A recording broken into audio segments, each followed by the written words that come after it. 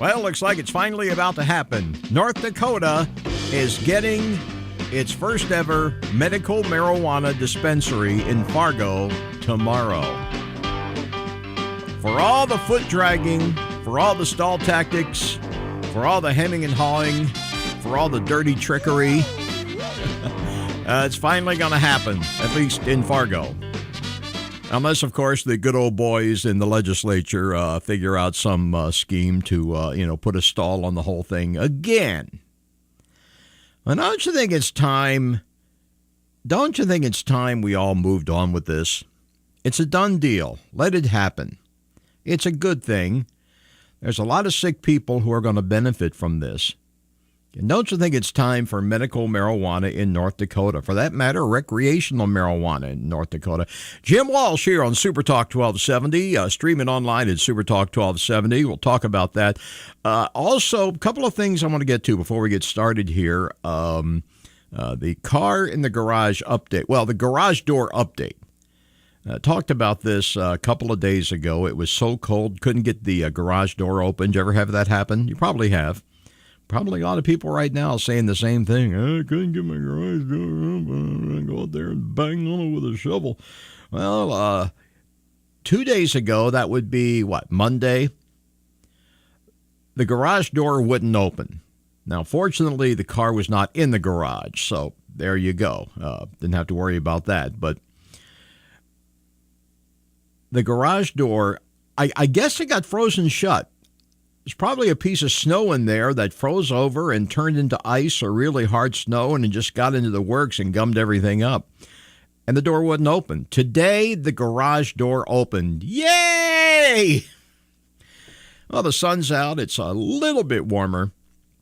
So I had to cancel the request to borrow a flamethrower to get the thing open. So if you've been having issues like that, take heart. Things are starting to warm up a little bit, though it's going to get cold again over the weekend. Yeah, it's cold right now. Anyway, that and later on this hour, if you're a podcast fan, if you're really into those true crime podcasts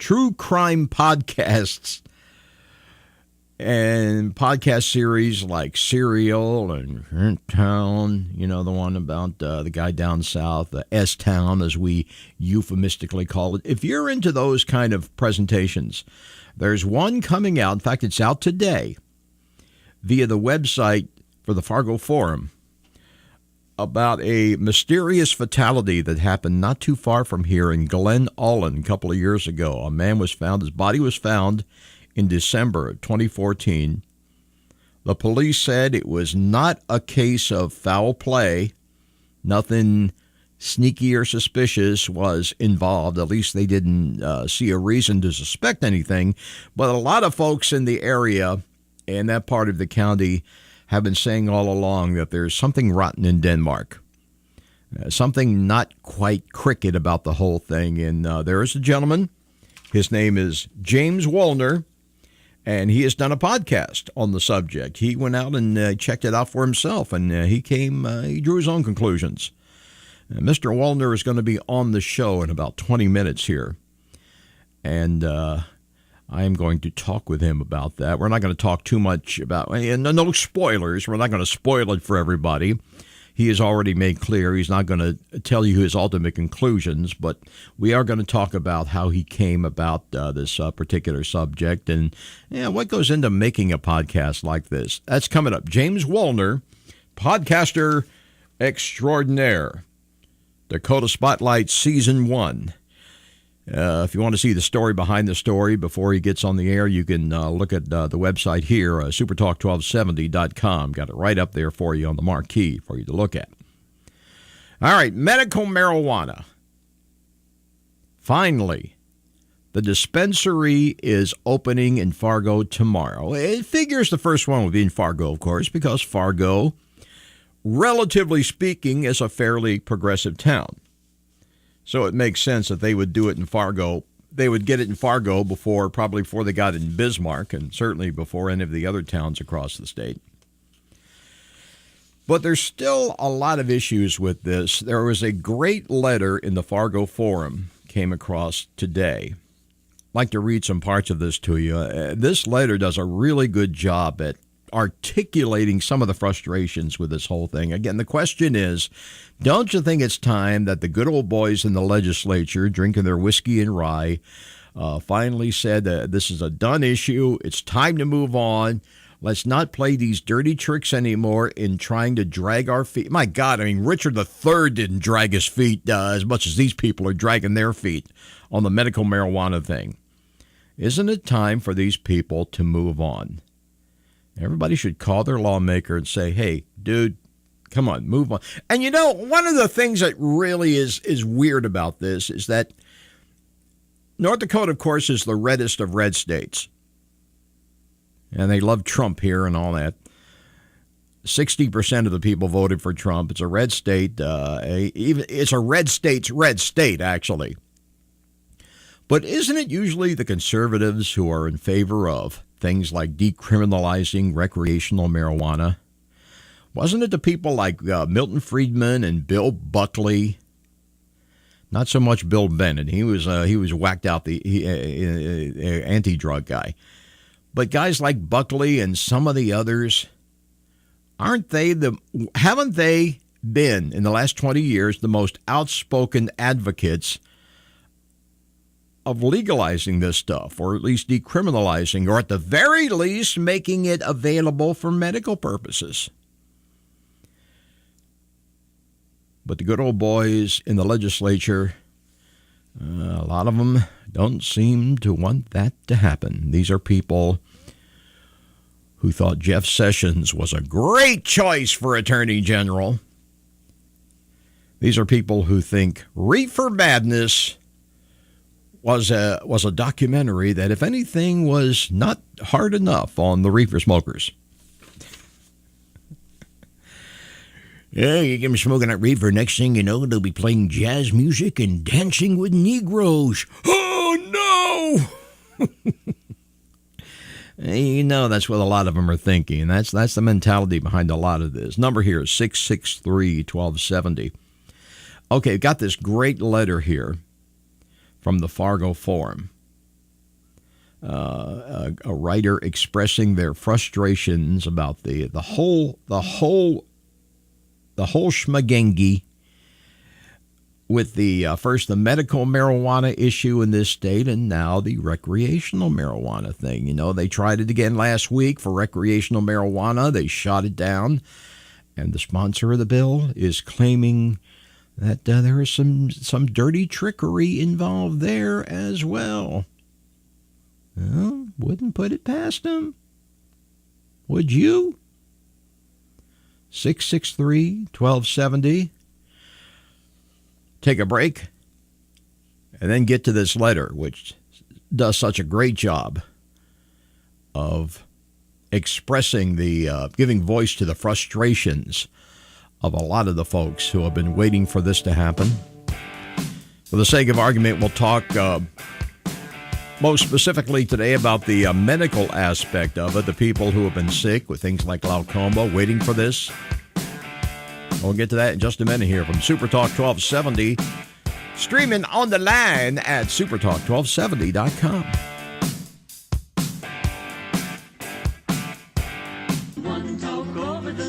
Well, a lot of folks are getting ready to head to Fargo to get their Mary Hoochie fix.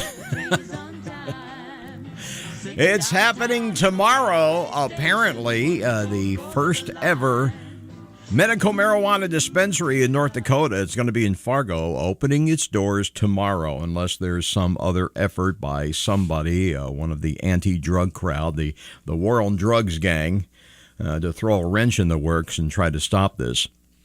And there's a great letter in the forum today expressing the frustrations behind these efforts to get medical marijuana in North Dakota. Going to get to that in just a moment here. Again, the number is 663-1270. And don't forget, coming up in about 10 minutes, James Wolner, podcaster, is going to be talking about his new podcast series, which is available as of today via the Fargo Forum online. I also got a link to it on the SuperTalk page. The series, the podcast series, all about the the Victor Newberry case in Glen Ullin, a man whose body was found a couple of years ago under very mysterious, weird circumstances. All right. Fargo Forum, here's the letter as it appeared today. I have watched with interest many of the news reports on medical cannabis these last few years. As someone who has suffered from chronic pain since before I was a teenager, I know how hard life can be for someone struggling with a 24-hour-a-day pain that affects every aspect of your life. Skipping down a bit, the point is made there. In 2016, I was among the 63% of North Dakota voters that said yes to medical marijuana. As the months went by and there was still no medical pot available, I started hearing rumors. The insurance companies would not cover it. The doctors wouldn't help patients get certified so they can get the cards they need to buy medical marijuana. For someone that suffers from a condition that could be helped with this medication, the frustration is overwhelming. The writer goes on to talk about when recreational pot was on the ballot last year. They voted yes. Figure it was going to be the legal way to try pot and find out if it could help. That measure failed. Let's see, in January, went online to start the process of getting certified. Quickly discovered that those previous rumors were true, called both Sanford and Essentia, and was told that none of their providers would be helping patients get certified. Called 7 pain clinics in Fargo and Bismarck. The answer was the same. No providers would deal with medical marijuana, regardless of the fact that it had been voted into law. So where does that leave us? It leaves the people that have dozens of medical conditions that could possibly be helped with medical cannabis to continue to suffer. They'll be forced to use medications that are more addictive and riskier than medical marijuana. They'll have to deal with side effects. They'll have to continue to have the procedures and surgeries as they search for ways to alleviate their issues. Recreational pot may be on the ballot once again in 2020. Many voters said no to it in 2018, thinking that they would soon be using medical cannabis. People suffering should not be ignored. Come 2020, I'll be voting for pot again. All right. Well, again, the main point there is the frustration behind all the bureaucratic foot dragging that has accompanied the efforts. And let's not even talk about the recreational aspect. That's for another day, another time. Although I'm in favor of that too. But let's not talk about that right now. Let's talk specifically about medical marijuana. The availability of cannabis for medicinal purposes. Now, I happen to have a close family member who has been diagnosed with the beginnings of glaucoma. So, yeah, I kind of have a dog in this race. I'm not a pot smoker, never have been, never much cared for it. I tried it once. You know what it did? Made me sleepy. Last thing I need in my life is something to make me sleepy. But there is very definitely a legitimate medical use for this, let's call it what it is, medication. Oh, it's a drug. Well, in the proper context, one man's drug is another man's medication. In this context, it could be a useful medication. But no, we can't have that. We can't have that happening now. And, you know, I try to get Wayne Stengham on the phone. And as you may know, Wayne is not very good about taking his calls anymore.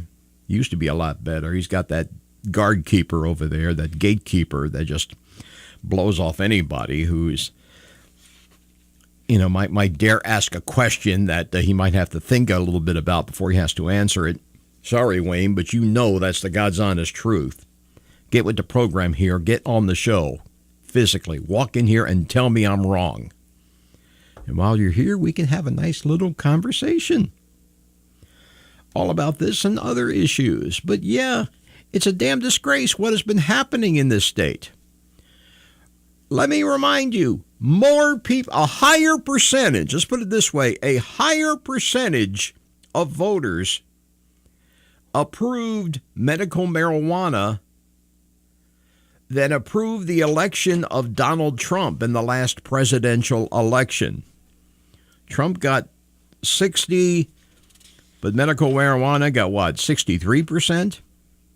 That was pretty close, but if you want to account for margin for errors, then okay, just as many people percentage-wise approved medical marijuana as approved Donald Trump for president. Nobody seems to have a problem with the Trump thing. But medical marijuana? No, we can't have that. That's not the North Dakota way. Yup. You know, I like my adopted hometown, but there are times I could get really sick of the political situation here and the cultural situation. Now, isn't it time that we started kind of pushing these guys on these issues, feet to the fire time, you know what I mean?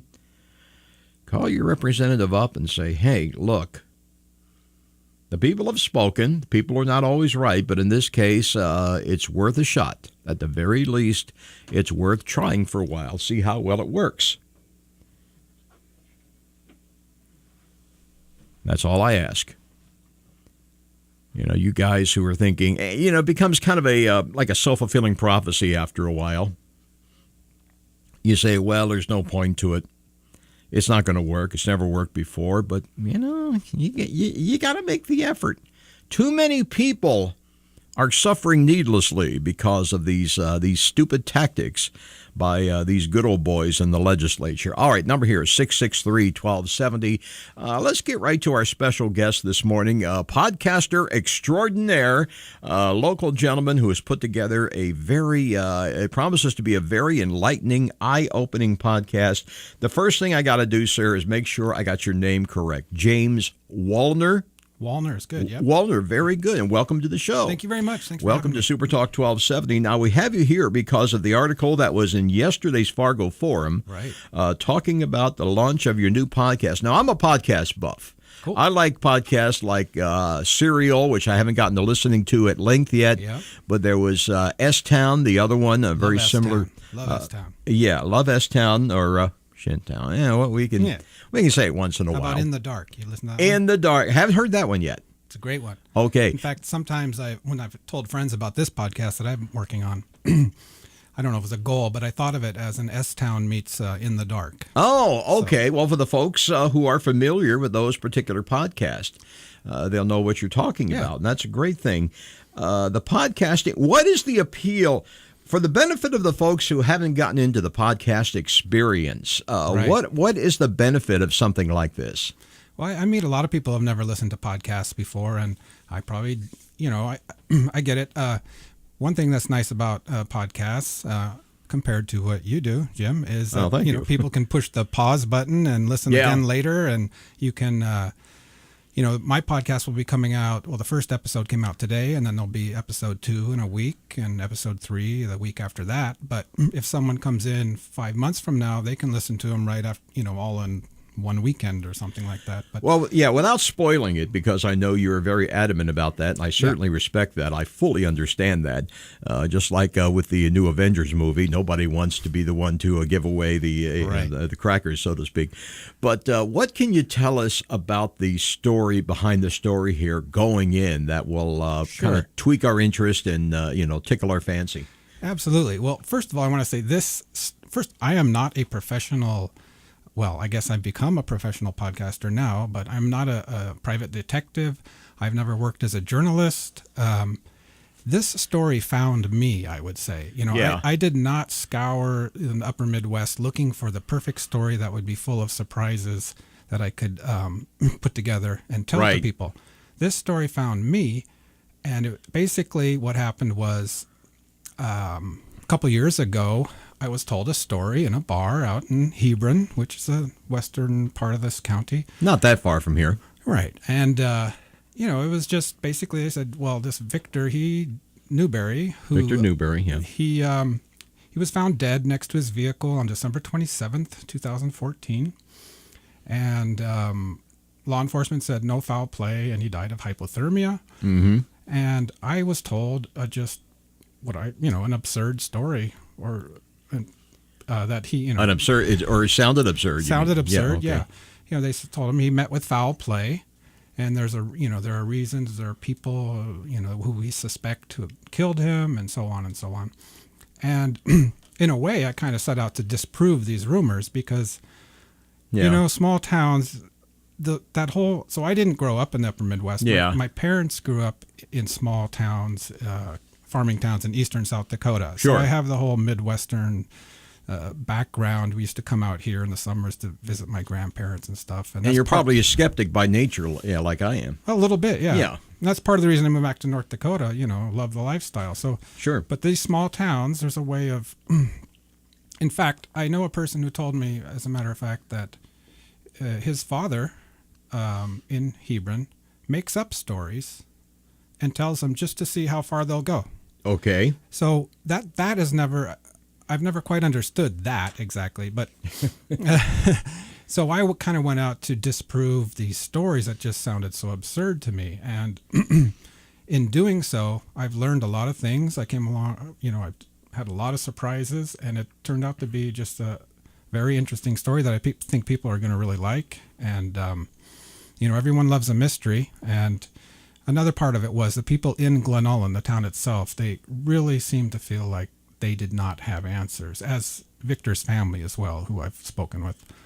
And at some point I just said to myself, I'm going to go find out what happened. And I thought it would take, a couple days or a couple weeks, and turn into this big adventure, big journey. Well, I suspect, based on what I've heard, we got the teaser a little bit, which we're going to play a little smattering from in a couple of seconds here. Watch the profanity. Oh yeah. Believe me, I have. Yeah, you should be forewarned going into it. If you have an issue with that, there are some words on that you probably don't want to have the children around. Right. You should have them leave the room. But we're not going to do that for the teaser. But the point is that in listening to this, as was the case with S-Town and Serial and some of the other heavy ones, regardless of how the facts fall, you learn a lot about the culture you're dealing with. Right. A lot about the aspects of the way people think things out and the way people handle things. Let's do this. Let's take a quick break, and then we'll come back. I want to play the clip, and then we'll give you like a couple more minutes if we could. That's great, yeah. Talking with podcaster James Wolner about Dakota Spotlight, Season 1. It's a 10-part series about something that happened not too far from here a couple of years ago that just doesn't sit right with a lot of folks. And we'll get the story behind the story here at SuperTalk 1270, supertalk1270.com. Be right back. On SuperTalk 1270. You've heard of Fargo and likely Bismarck, North Dakota, too. But just west of there lies a wide-open and mostly peaceful rolling prairie, sprinkled with tiny communities, each one a rural hometown to less than 1,000 people. It was in one of those towns in September of 2016 that I heard an outlandish story. A man was murdered by organized crime, I was told, and local law enforcement didn't do a thing about it. But it starts so innocently, and then it gets so dark so quickly. It's amazing. SuperTalk 1270, supertalk1270.com. The guest is James Wolner, a local podcaster. We should mention that you live here now, but you've been all over the place, haven't you? Well, yeah, as I said earlier, my parents are from the Midwest, but they moved to California before my sisters and I were born. So I grew up in Northern California. Okay. And then I moved to Europe. I lived in Sweden for 21 years. Wow. Have 2 grown daughters there, and get back there every once in a while. And they come here, visit me here. And then I decided at some point it was time to move home to the United States. And I lived in Boulder, Colorado for a while just because it seemed like a cool place to live. Yes. And then I decided I'd move to Hebron, North Dakota. because there's plenty of free parking. Yeah. But yeah, I've been around a little bit. Well, a lot of it is the fact that everywhere else has been tried. I mean, everybody, Yeah. you say people go to Colorado, they've been to California. Some are leaving California now. Right. They're going to Absolutely. Idaho and other places. It seems like we're the last bastion of, let's find a place that, a lot of people haven't heard of. Yeah, well, So North they come Dakota's here. great. It's a great place to live. It is. And I love the fact that just, life's just a little bit, in some ways, a little bit easier out here. Not necessarily driving in the snow this morning, but I like the fact that I can go to the post office and not have to wait in a line for 30 minutes, just to buy a stamp. I love Yeah. How would you compare the culture here with that of Sweden, given the similarities of the climate? Is it similar? Because they say the climate you live in kind of has a bearing on the culture of the people. Sure. That supposedly they're more communal minded, Right. as opposed to the rugged individualism you see in warmer climates. So, what was your take on that? I would say that even though the climate is similar to North Dakota and Sweden, that Americans are still by far much more spontaneous and open and social than Swedes. The Swedes are quite reserved personalities, which, pros and cons of everything, I guess. Mm-hmm. But sometimes it could be, you don't necessarily, standing in line at the post office to buy your stamp, you wouldn't talk to someone standing next to you in line in Sweden. Okay. That would be they might look at you like, why are you talking? I've heard it said that the national thing of America, at least from a European perspective, is immediacy. In America, if you see, for example, let's say that somebody saw you and recognized you on the street.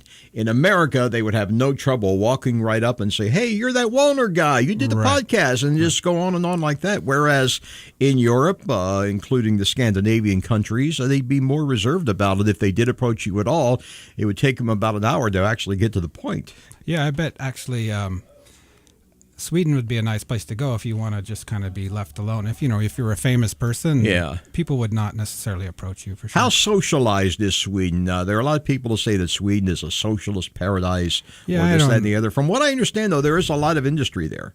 Oh, absolutely. I don't understand the whole socialism bad word thing. It's a little exaggerated, I would say. I mean, I was in the people talk about socialized medicine. I was in the hospital once in Sweden, and what I would say, my experience was, if you need there's great medical care in Sweden, Oh, I'm sure there is. But yes, I will admit that, am I treated much nicer and friendlier when I go to my doctor here in Mandan? Absolutely. There is something to that, but well, let's get back to the podcast because that's why you're here. James Wolner talking about now the name of the podcast is, I want to make sure I get this right, Dakota Spotlight Season 1. Am I to deduce from that there will be more seasons to come? I hope so. One thing I didn't mention before, In the Dark, Serial, all of those projects, they have crews. They have not necessarily a lot of people working on it, but some of them have budgets. They probably have, co-producers. I've done this all by myself. And the question is how sustainable that will be for a season 2. Yeah. I'd love to do. And already this morning I received a message from someone in Grand Forks who said they have the perfect story for season 2. We got to be careful there when they say something like that. Your antennas should go up. But I think there's an interest. In fact, that person said, I'm so happy that there is a true crime podcast in North Dakota. Yeah. So I think it'll be of interest and hopefully popular. I will say this, and I know we're going to have to wrap up in a couple of minutes here, but from a quality standpoint, what little I heard sounded very good. It's not like a lot of amateur productions I appreciate that. In fairness, a lot of folks, they don't have the facilities, and they wind up putting out something that sounds like it was done with a Dixie cup and a thread filtered through a tin can somewhere. That is not the case with yours. It sounds very professional. Thank you very much. I appreciate that. And I put a lot of work into that part because I myself do not listen to podcasts when it's two people talking over Skype. Yeah. It's all this kind of shallow, echoey kind of. I can't do it. Oh, yeah. Oh, what do you think of Trump? Oh, I think of... and they go on like that for several hours. Let me ask you this, James, or is it Jim? Do you go James. by Jim? Okay, James, okay. See, I go by Jim, but just don't call me Jimmy. I wouldn't call you Jim. Don't like Jim. Don't like Jimmy. Don't call me Jim, and I won't call you Jim. But James, for the benefit of the folks who are still kind of new to the podcast thing, and there's a lot of them out there, especially at the older end of the demographic range, folks my age, what do they need to know? Now, are you...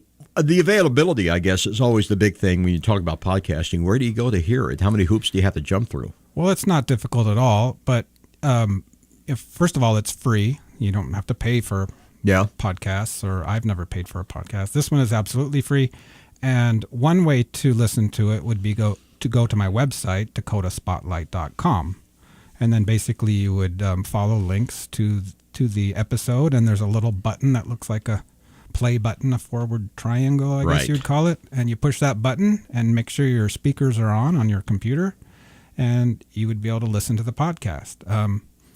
But gosh, there are a lot of other ways. If you have a Google Home device, you can say, okay, Google, play Dakota Spotlight Podcast, and that will play it for you. iTunes, you mentioned. iTunes, it's on. So if you have an iPhone, you just search Dakota Spotlight on iTunes, and you'll find it. And I don't know, Jim, what else? There's apps. There's so many ways to listen to podcasts. Well, the easiest right now, I think, as far as we're concerned, would be either iTunes. And again, the name of the show is Dakota Spotlight Season 1. Do I have that right? Right. Okay. And dakotaspotlight.com. Right. Okay. And as you mentioned earlier, Inforum is embedding it on their websites as well. And we have it on our website as well. Well, we have it filtered via the Fargo Forum, so they can find it there as well. A lot of good ways to check it out. And it's out today, the first chapter. The first episode is out. I don't know if Inforum has posted it yet on their website. Okay. But it's on Spotify and iTunes already. Beautiful. And yesterday I got 3,300 downloads of the trailer. Fantastic. DakotaSpotlight.com, James Wolner, and it's the saga of a gentleman who lost his life under very weird circumstances. Not making a joke here. It's a fascinating story. It happened in Glen Ullin, and you can hear the podcast from the source of your choice. James Wolner, thank you for joining us. Jim, thank you so much for having me. I'd love to come back sometime. Yeah, come back when you do the next one. Absolutely. A couple of months down the road. Thank you very much. SuperTalk 1270, supertalk1270.com. More conversation. Your calls coming up. Right now it's 3 above. Here's Sean Hannity, weekday afternoons on SuperTalk 1270. Again, dakotaspotlight.com, or you can just go to the Fargo Forum webpage, or go to the station webpage, supertalk1270.com, and get the access to the podcast series. Part 1 is out today. For Dakota Spotlight Season 1, the story of Victor Newberry, the man who his body was found in December. It was just after Christmas, 2014. I vaguely remember the story when it first came out. But there's been a lot of questions about this story. Despite what the police said, a lot of people think that something is just not quite kosher about the whole thing. And James Wolner, from what I've heard, has done a fantastic job in talking about this story. And it's definitely worth a listen. Now, since we're on the subject here, this is SuperTalk 1270, got to talk a little bit about some of the better podcasts that are out there, some of the more interesting podcast series and podcast programs that I've heard. I kind of like podcasts. I don't listen to them all the time, but I try to find the ones that I think are really compelling and listen to those. And there have been a couple. And by the way, if you have one to recommend, I welcome your call right here and right now at 663-1270. There is a couple worth mentioning here as we get ready to move along. The most famous podcast serial, it's called Serial with an S, S-E-R-I-A-L. Not what you have for breakfast, but what you listen to in episodes. That's the one that seems to have generated a lot of interest in the concept of podcast serials, podcast series per se. And that's one. I haven't listened to that one yet, but I hear very good things about it. One I have heard parts of is the one called S-Town, or actually it's Shit Town. Okay, I'm just saying. It's a fascinating study of some really, really creepy things going on in a little dinky, crappy one-horse town in Alabama where You know, you think of little towns in the Deep South. Maybe you think of places like Mayberry. You know, this definitely ain't Mayberry. This ain't your father's Mayberry, okay? This is a town where some really creepy, ugly things have happened. And a lot of things that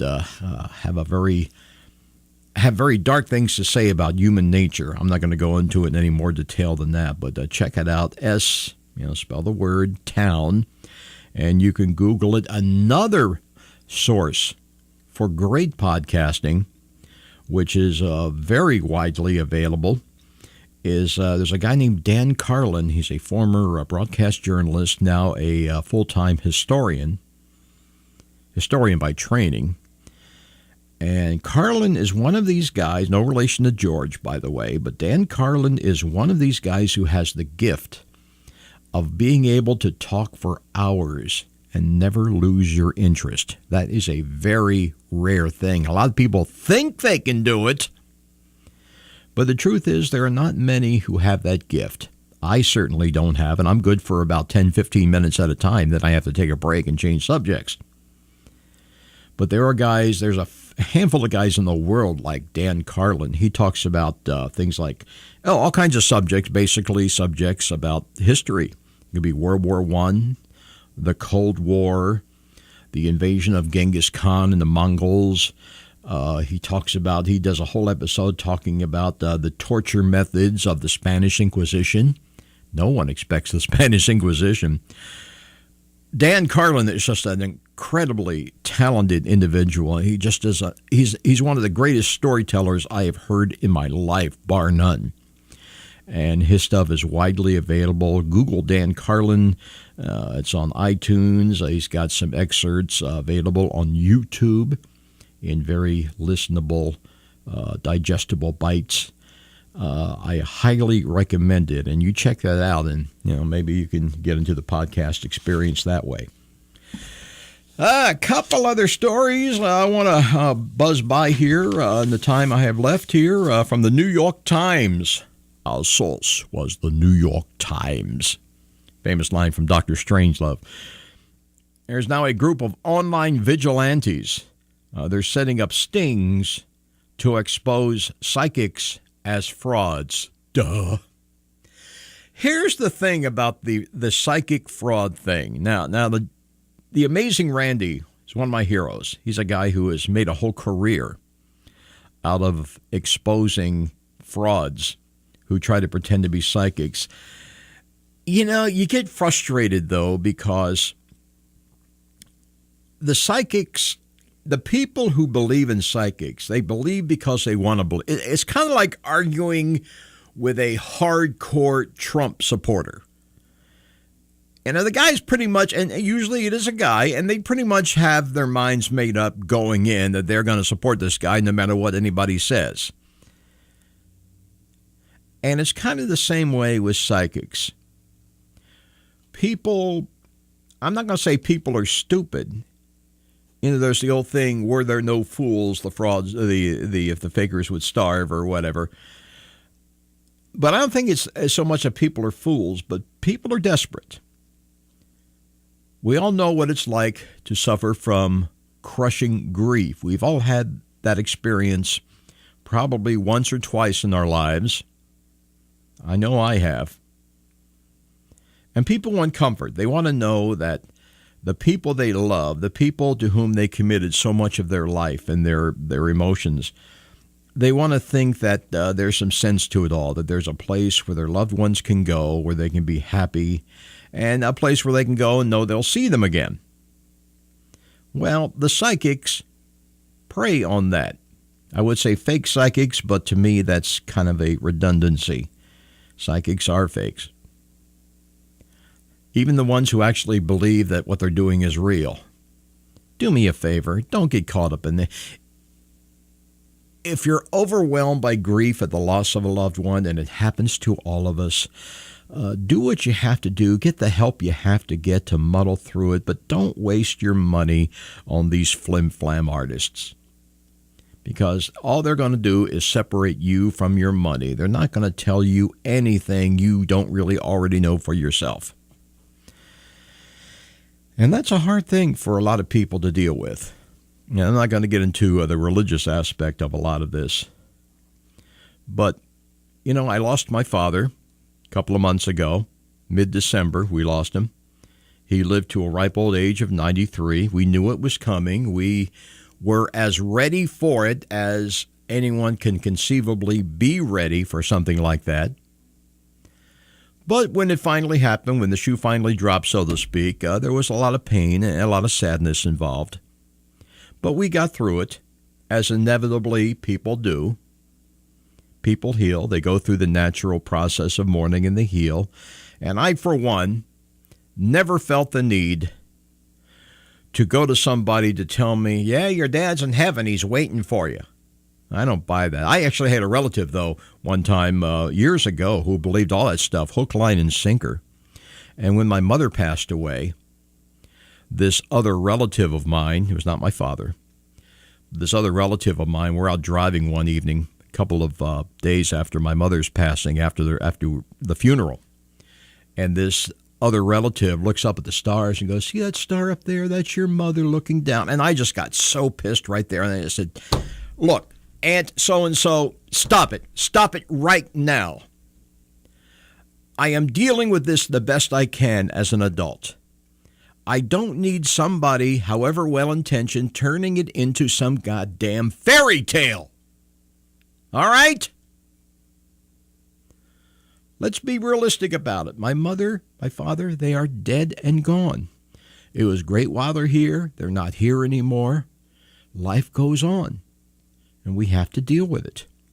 The way not to deal with it, the way not to repair a broken heart is by pretending it's never been broken. Thank you. That's all I have to say on the matter for now. And once again, there's a bunch of great stuff that we couldn't get to today. You know, they're trying to bring train service back to Bismarck. I don't think it's going to happen. I don't think there's any money in it for the right people.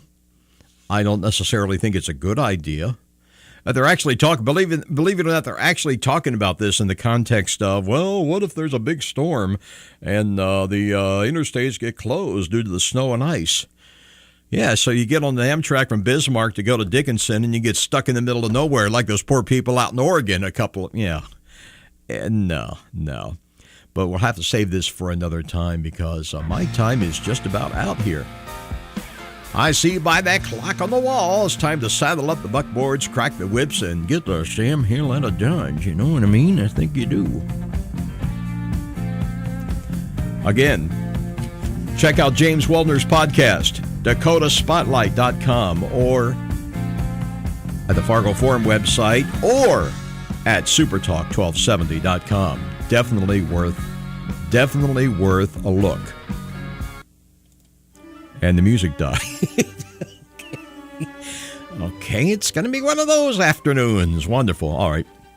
But stay warm. Have a good weekend. And remember, your comments are welcome at SuperTalk1270.com. Thanks again.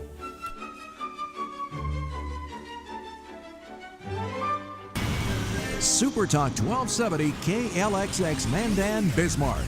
Listen anytime, anywhere, online at SuperTalk1270.com.